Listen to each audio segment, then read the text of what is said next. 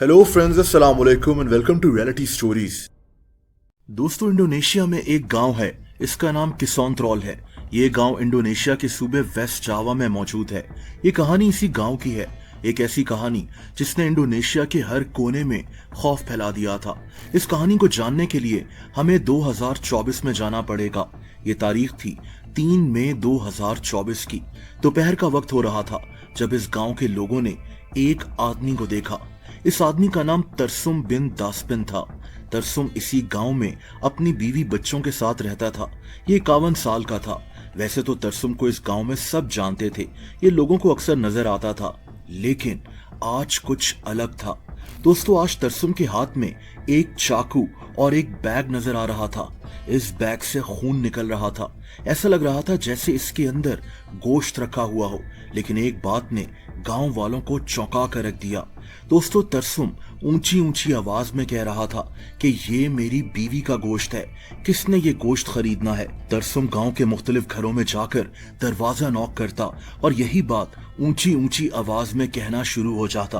गांव का कोई भी इंसान डर के मारे तरसुम के सामने नहीं आ रहा था। लेकिन दोस्तों, कोई आदमी ऐसा क्यों करेगा?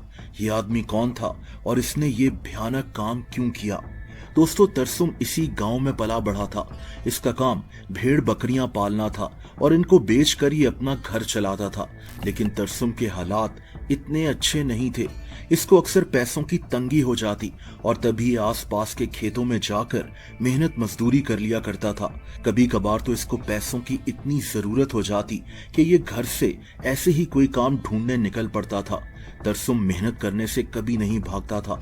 ये वैसे तो चुपचाप रहता था, लेकिन ये आदमी जब भी कोई बात करता तो हमेशा मुस्कुरा कर करता था। गांव वालों को इससे कभी भी कोई शिकायत नहीं हुई। तरसुम की बीवी और इसके 2 बेटे भी इससे खुश थे। वैसे तो तरसुम की जिंदगी में सब नॉर्मल ही चल रहा था, लेकिन फिर उस वाकये से 1 साल पहले तरसुम की ये नॉर्मल जिंदगी बिखरना शुरू हो गई।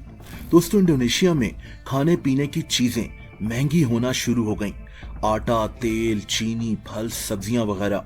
तरसुम जो बड़ी मुश्किल से अपना घर चला रहा था, ये भी महंगाई से काफी मुतासिर हुआ।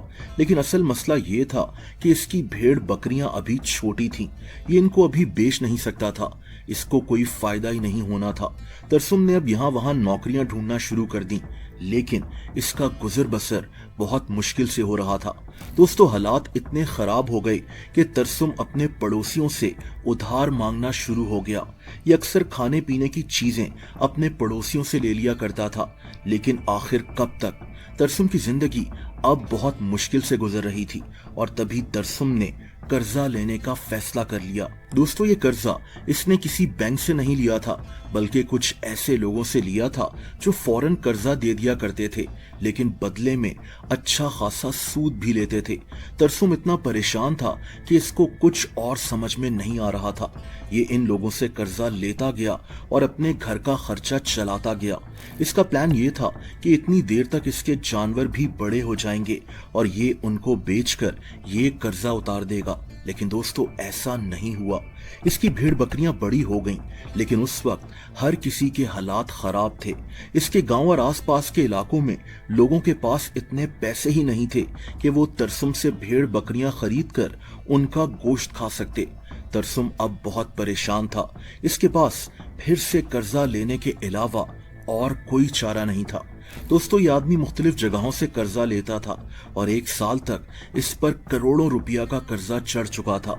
रुपया इंडोनेशिया की करेंसी को भी कहा जाता है। एक पाकिस्तानी रुपए में 61 इंडोनेशियन रुपया बनते हैं। एक अंदाजे के मुताबिक तरसुम पर $7,000 तक का कर्जा चढ़ चुका था। ये इतने ज्यादा पैसे थे कि तरसुम के लिए इनको वापस करना अब नामुमकिन हो चुका था। तरसुम शदीद स्ट्रेस में रहता था। इसके घरेलू हालात भी खराब हो गए थे। इनके घर से अक्सर लड़ाई झगड़े की आवाजें आती थीं। दोस्तों, तरसुम की बीवी का नाम यान्ती था। ये औरत 42 साल की थी। ये अपनी फैमिली के लिए बहुत परेशान थी। इसको अपने शौहर की भी फिक्र होती थी। ये जानती थी कि इसका शौहर किस मुश्किल में फंसा हुआ है। इसने अपने माँ बाप और अपने शौहर तरसुम के माँ बाप से भी बात की। उनको भी सारी सिचुएशन का बताया, लेकिन इन लोगों के पास भी इतने सारे पैसे नहीं थे कि ये तरसुम की मदद कर सकें।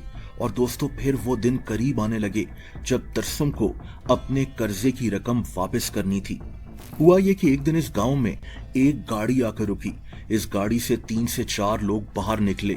इनका हुलिया ऐसा लग रहा था जैसे ये किसी को मारने के लिए इस गांव में रुके हैं। ये लोग इस गांव में तरसुम को ढूंढने आए थे। इन्होंने लोगों से तरसुम के घर का पता पूछना शुरू कर दिया। दोस्तों ये लोग उन्हीं कर्ज देने वाले लोगों के भेजे गए एजेंट्स थे। तरसुम ने अभी तक अपने कर्जे की रकम और उस पर लगा सूद वापस नहीं किया था। इन लोगों ने तरसुम को अच्छा खासा डराया धमकाया। तरसुम के पास इस वक्त इनको देने के लिए कुछ नहीं था। ये लोग वापस तो चले गए, लेकिन ये तरसुम को कुछ वक्त देकर गए। इनको अपने पैसे वापस चाहिए थे। गांव के लोगों को जब पता चला कि तरसुम इतने बड़े कर्जे में डूबा हुआ है तो ये लोग भी हैरान रह गए थे। दोस्तों कुछ दिनों के बाद 30 अप्रैल 2024 की रात को तरसुम इस गांव के चीफ के घर पहुंच गया।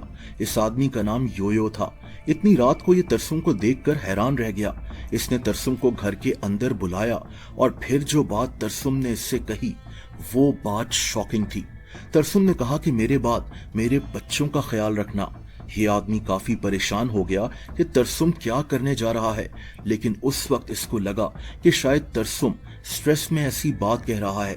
दोस्तों इसके बाद तरसुम इस गांव के कई और घरों में भी गया। ये हर किसी से ही अजीब अजीब बातें कर रहा था।